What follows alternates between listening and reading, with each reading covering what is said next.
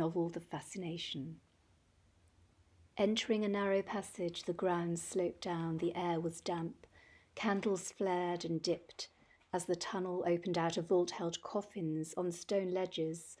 Further off, more rotting caskets were too horrible to think of, with splintered wood and fraying shrouds through which the grey of bones protruded, less a sepulchre of grandeur, more a charnel house of horror.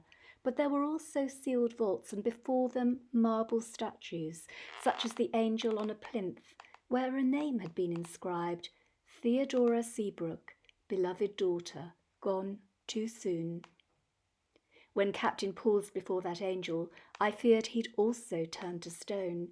It seemed an age that he was lost in some private reverie before he snapped out of his daze and walked towards an open arch, over which, when the candles flickered in a sudden draught, I saw some letters glitter dimly through the murk to form the words, Midnight Garden of Delights.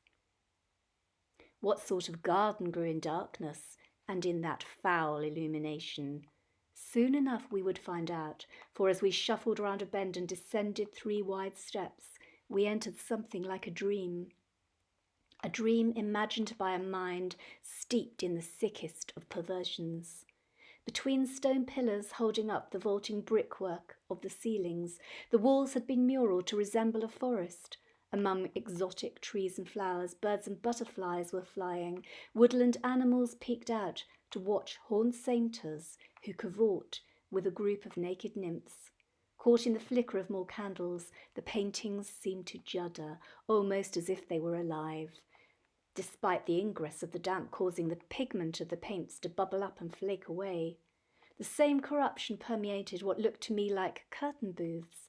Holding my breath in trepidation, I pulled one drape aside and saw a box of tempered glass fitted within a metal frame. At first I thought that what it held must have been modelled out of wax, but by the texture of the skin, the hair, the fingernails, the teeth, I was left in little doubt that this mutilated hybrid had once existed as 2 separate and independent living beings. What artist's hand possessed the skill to meld the torso of a youth to the hindquarters of a goat?